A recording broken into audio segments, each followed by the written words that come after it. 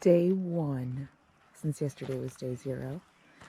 We are starting from Chilean Memorial, which is quite lovely. It's very early morning. And our final destination today is Cedar Creek. We might go a little farther, but most likely Cedar Creek. And first, we got around this point, and then hang out for a bit, wait for the tide, and then we're gonna make the rest of the push. We got one overland required today. That will be fun to film.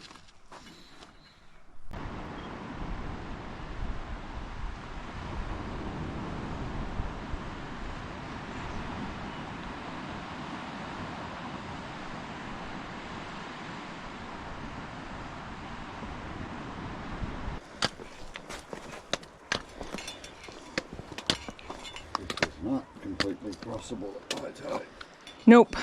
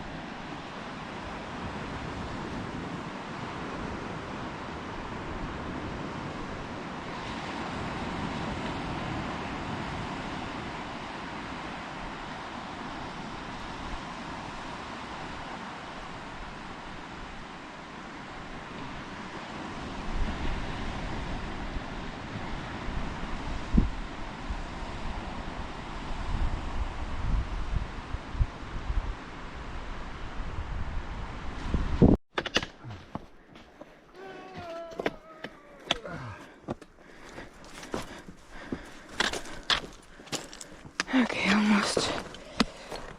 There's gonna be loose rock, so don't stand in my... Okay, I'll let you get up, and then I'll come up and you're up.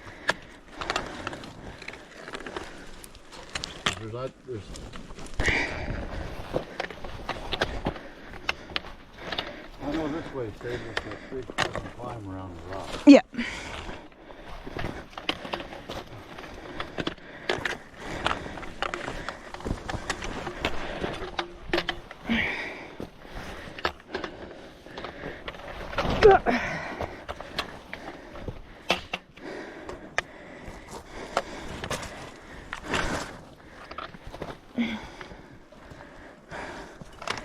Ow. Nope.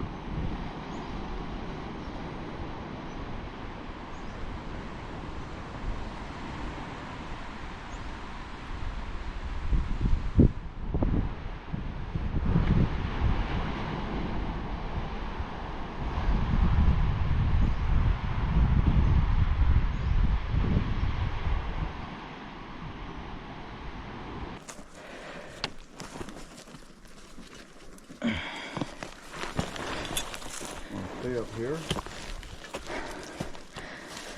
What's that? Thinking. And I don't think there's a water source. But this is definitely where we spent lunch that first trip. So it's pretty cool.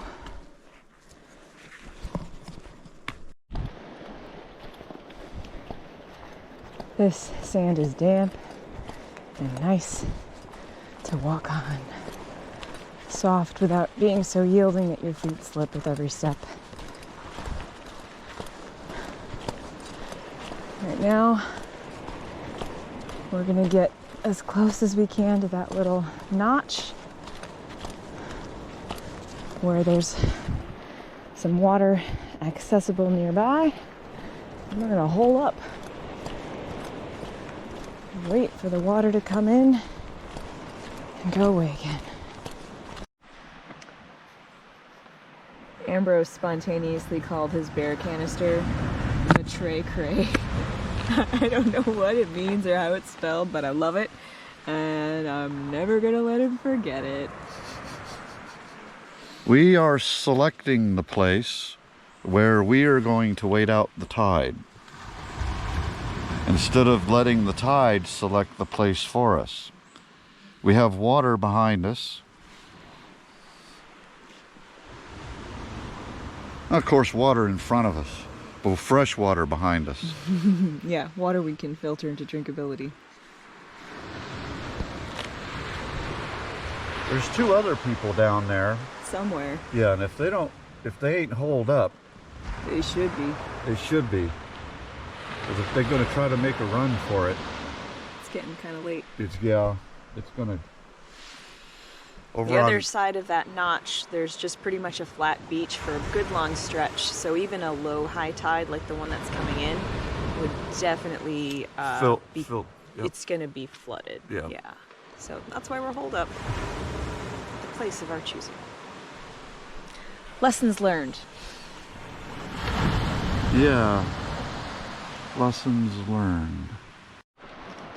So of course, I didn't get it on camera, but first I'm looking up the beach. Ambrose is looking at the water, and he's like, "Oh!" And I'm like waiting for him to tell me where to look, which he does not. And then he tells me when it's too late to see anything that he just saw a whale breach, and I'm like, "Oh my gosh, that's so cool!" So he pointed out where it was, and I looked, and I was watching that direction, and he was looking at something else, I think involved with eating. Or, oh, he was looking at his inReach or something. I was looking at the trail. Oh, he was looking up the beach this time, so we just swapped. Yep. And then I saw the whale do the blowhole. And the mist from it actually kind of lingered in the air like an after image. It was really neat. So, that happened.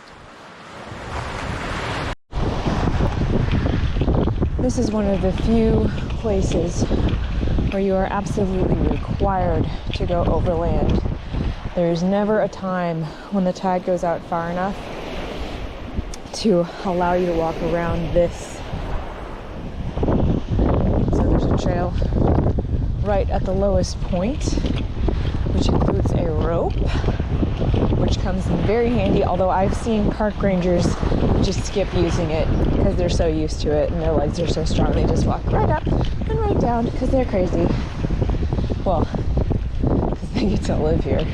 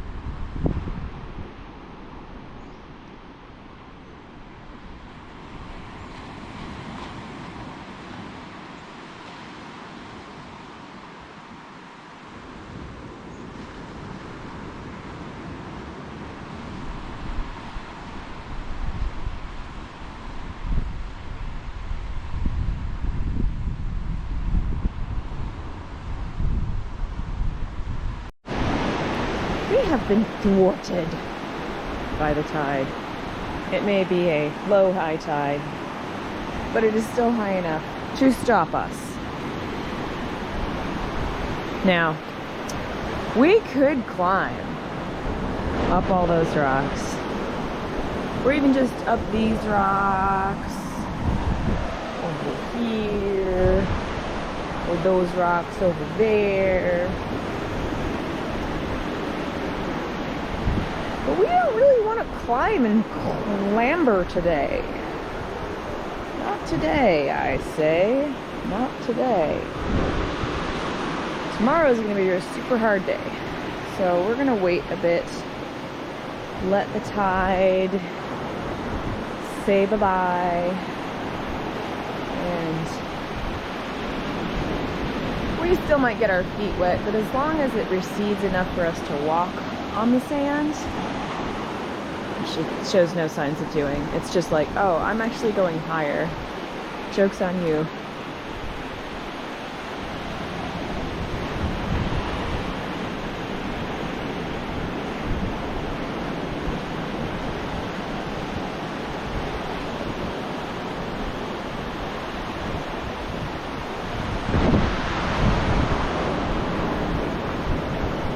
Okay, we almost have a path.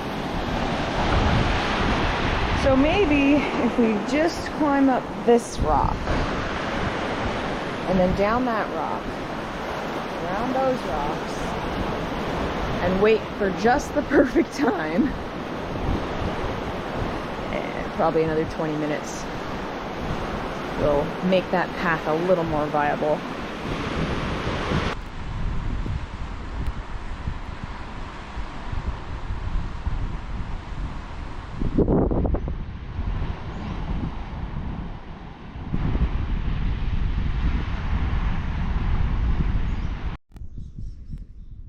Gear fix iteration 3, maybe 4. So we recreated a loop with this knot, and then we're using this link to tie that loop to the original loop that the plastic connector went through. This part seems to be holding, but this keeps stretching. So hopefully this time I have tied it tight enough, close enough, that it will be able to withstand the pressure of keeping this in an arc shape. But honestly, I think the pack is overloaded and old, and it's really my fault that it broke. You know, it's a 4-year-old pack, and I use gear hard and put it away wet, so we'll see.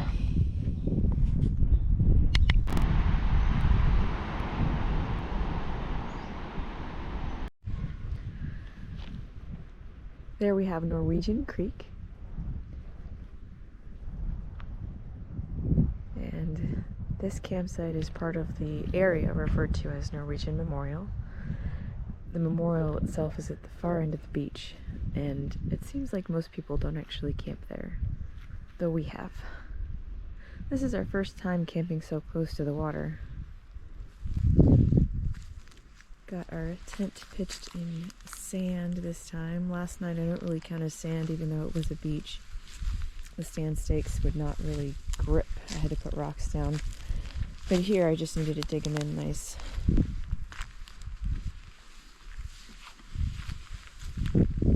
Ambrose has got his long johns on in anticipation of a chilly night tonight. It's supposed to get down to 48 degrees, which isn't too bad, but I'd rather it stay above 50. And the wind blows near constantly, bringing the chill.